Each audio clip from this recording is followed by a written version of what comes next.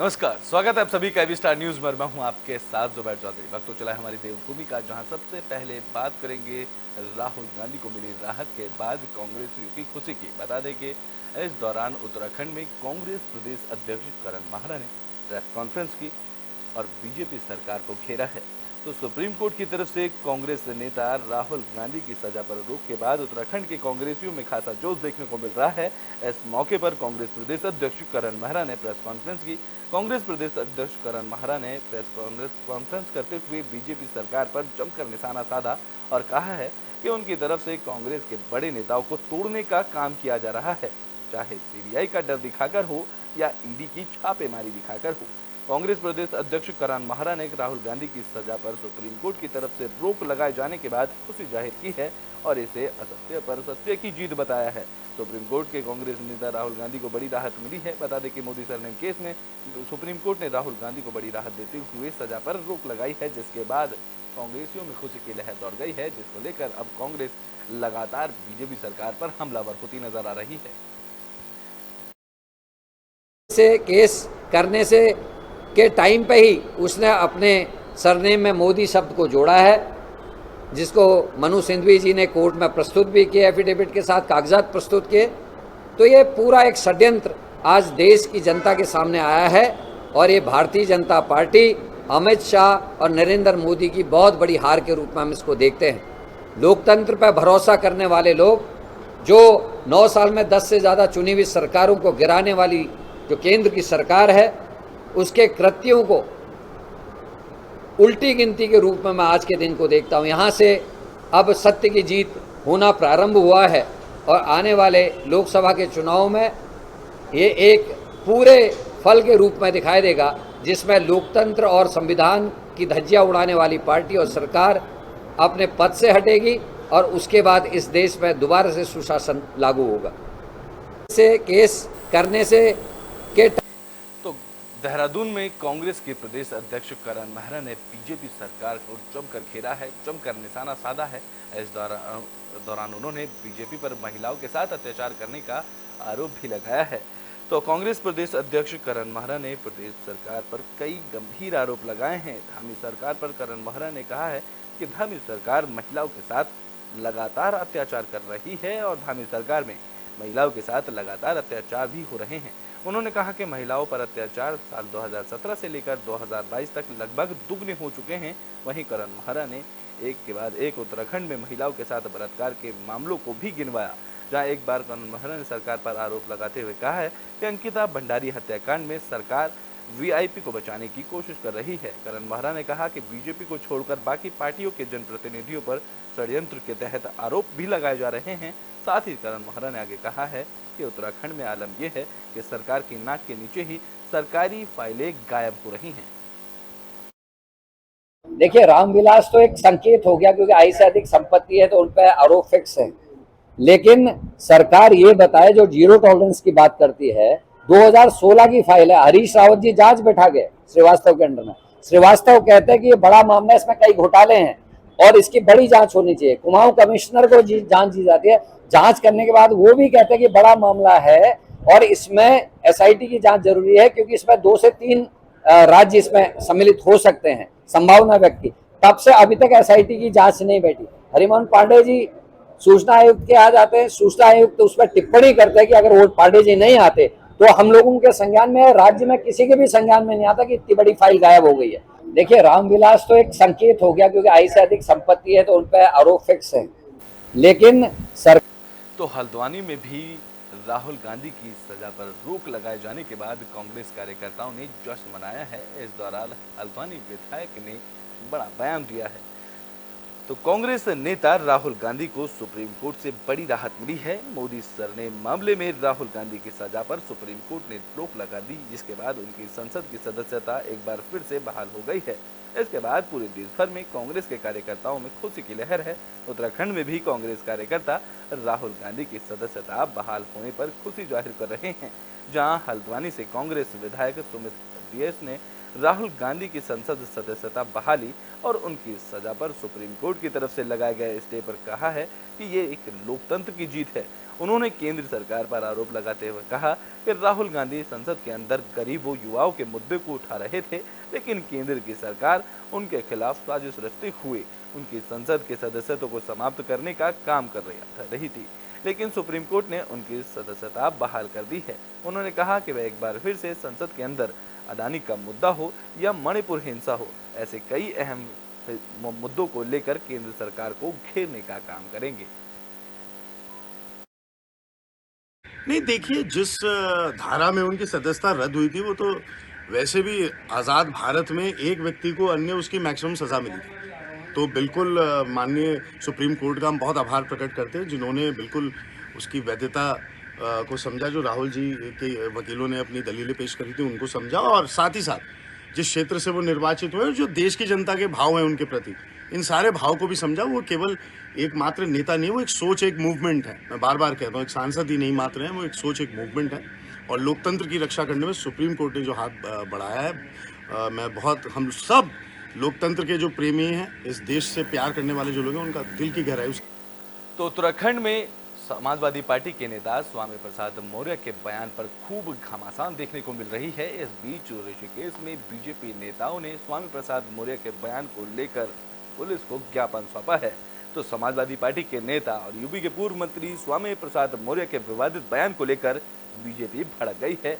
जहां बीजेपी कार्यकर्ताओं ने ऋषिकेश में कोतवाली पुलिस को स्वामी प्रसाद मौर्य के खिलाफ ज्ञापन दिया है, जिसमें बीजेपी कार्यकर्ताओं ने स्वामी प्रसाद मौर्य के खिलाफ कानूनी कार्रवाई करने की भी मांग की है।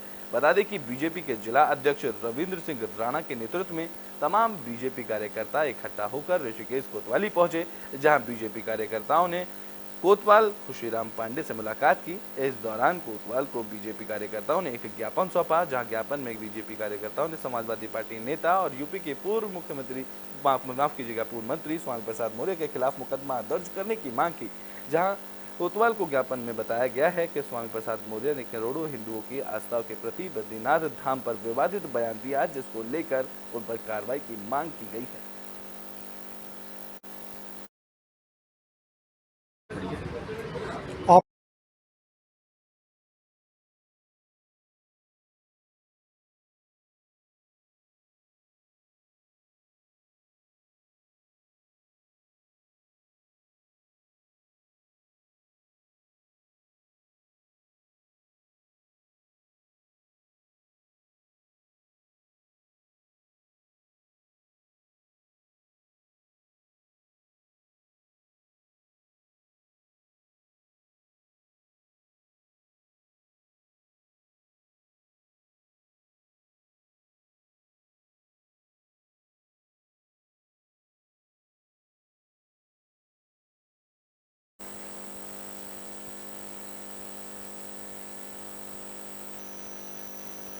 तो उत्तराखंड में धामी सरकार ने मसूरी को बड़ी सौगात दी है। बता दें कि मसूरी को पूर्ण तहसील का दर्जा मिल गया है।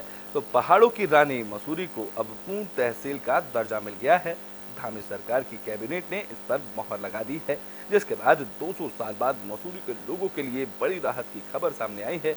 जहां मसूरी के लोगों को हर दस्तावेज के लिए पहले देहरादून आना पड़ता था, लेकिन अब मसूरी में ही तहसील बन जाने से तहसीलदार, पटवारी और बाकी कर्मचारी मसूरी में लोगों को आसानी से मिल जाएंगे। इसके साथ ही सबसे बड़ी झगड़े की वजह मसूरी की जमीनों के विवाद में अब मसूरी के लोगों को राहत मिलेगी। अभी तक मसूरी के लोगों को रेवेन्यू रिकॉर्ड के लिए जगह जगह भटकना पड़ता था, लेकिन अब लोगों को उम्मीद है कि जमीनों के मामले में तहसील बन जाने से लोगों को बड़ी राहत मिलेगी।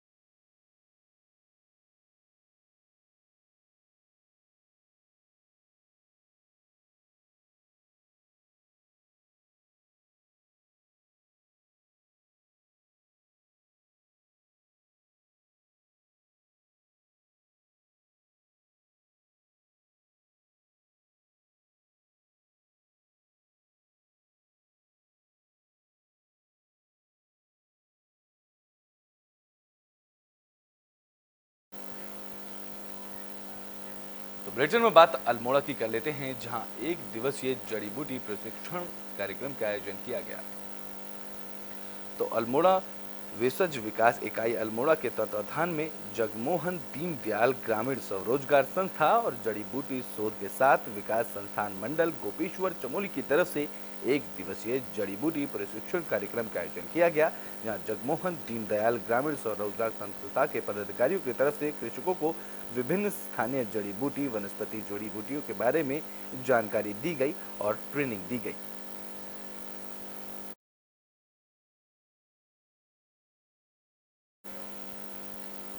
तो विधानसभा अध्यक्ष ऋतु खंडूरी ने एक बार फिर से अधिकारियों की फटकार लगाई है। उत्तराखंड में लगातार शासन के अधिकारियों और उत्तराखंड के तमाम विभागों के अधिकारियों पर काम न करने और लापरवाही के आरोप लगते रहे हैं। सिर्फ विपक्ष ही नहीं बल्कि खुद सरकार के मंत्री विधायक भी इस बात की शिकायत कर चुके हैं। इस कड़ी में विधानसभा अध्यक्ष ऋतु खंडूरी एक बार फिर से अधिकारी पर नाराज नजर आई हैं, जहां उन्होंने पेयजल विभाग के एक अधिकारी की जमकर फटकार लगाई है। दरअसल ये मामला कोटद्वार विधानसभा से जुड़ा हुआ है, जहां ऋतु खंडूरी अपने विधानसभा क्षेत्र के लोगों की समस्याएं सुन रही थी। इस बीच कुछ महिलाएं उनके पास पानी की समस्याओं को लेकर पहुंची, जहां उन्होंने विधानसभा अध्यक्ष को उनके क्षेत्र में पानी की दिक्कतों के बारे में बताया और जब समस्या को लेकर अधिकारियों से मिलने की बात कही गई तो उन महिलाओं ने अधिकारियों पर बदतमीजी करने का आरोप लगाया। इस दौरान इस बात को सुनते ही विधानसभा अध्यक्ष ऋतु खंडूरी नाराज हो गई, जिसके बाद उन्होंने अधिकारियों को फोन कर फटकार लगाई।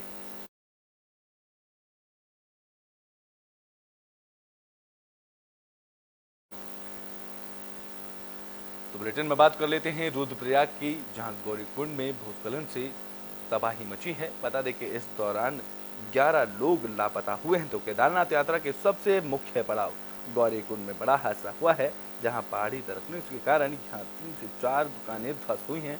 इतना ही नहीं, दुकानों में मौजूद 13 लोग घटना के समय से ही लापता बताए जा रहे हैं, जहां लगातार तेज बारिश होने के कारण रेस्क्यू अभियान चलाने में भी काफी दिक्कतों का सामना एसडीआरएफ की टीम को करना पड़ रहा है। बता दें कि एसडीआरएफ की टीम सहित जिला प्रशासन की टीम मौके पर रेस्क्यू के लिए पहुंची। उत्तराखंड में पहाड़ से लेकर मैदानों तक भारी बारिश का सिलसिला जारी है, जिसको लेकर एसडीआरएफ की टीम को रेस्क्यू करने में काफी मशक्कतों का सामना करना पड़ रहा है। बता दें कि मौसम विभाग ने देहरादून, हरिद्वार, पौड़ी, नैनीताल, चंपावत, उधम सिंह नगर, चमोली और बागेश्वर जिले के लिए भारी बारिश का अलर्ट भी जारी किया है।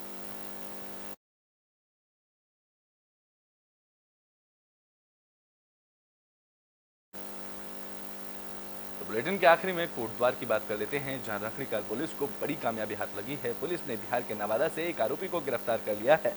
तो कोटद्वार में रखड़ीकाल पुलिस को बड़ी सफलता हाथ लगी है। बता दें कि पुलिस की तरफ से गैंगस्टर के आरोपी को बिहार के नवादा से गिरफ्तार किया गया है। इस दौरान पौड़ी एसएसपी श्वेता चौबे ने जानकारी देते हुए बताया कि बिहार निवासी आरोपी पवन सोनी और उनके बाकी आरोपियों के खिलाफ गांव की भोली भाली महिलाओं के जेवर चमकाने के मामले में धोखाधड़ी का मुकदमा दर्ज किया गया था, जिसके बाद उनके 2 साथियों को पहले ही गिरफ्तार कर जेल भेजा जा चुका था। लेकिन गैंग का मुख्य आरोपी सोनी फरार चल रहा था, जिसको बिहार के नवादा से गिरफ्तार किया गया है। वर्ष 2021 व 2022 में थाना सतपुली क्षेत्र अंतर्गत व रिकड़ीखाल क्षेत्र अंतर्गत एक गैंग ऑपरेशनल था, जिसके द्वारा महिलाओं के जेवरात चमकाने के नाम पे उनसे धोखाधड़ी की जा रही थी। इसमें संबंधित थानों में मुकदमा पंजीकृत किया गया था और 3 अभियुक्त जो हैं उनको कटिहार बिहार से गिरफ्तार किया गया था। चूंकि एक ऑर्गेनाइज्ड गैंग की तरह ये काम कर रहे थे, अतः जनवरी 2023 में इनके खिलाफ गैंगस्टर के तहत भी मुकदमा पंजीकृत किया गया था। इसमें से जो इनका मुख्य गैंग लीडर था पवन सोनी, वो लगातार फरार चल रहा था। उसके खिलाफ NBW 82 की कार्रवाई की जा चुकी थी। इसके 5000 का इनाम भी उसके ऊपर घोषित था। 2 दिन पूर्व ही हमारी टीम को सफलता हासिल हुई है और जो ये मुख्य अभियुक्त है पवन सोनी, इसको नवादा बिहार। उत्तराखंड के बुलेटिन हमारी देवभूमि में अभी के लिए बस इतना ही। देश और दुनिया की तमाम खबरों के लिए देखते रहें एबी स्टार।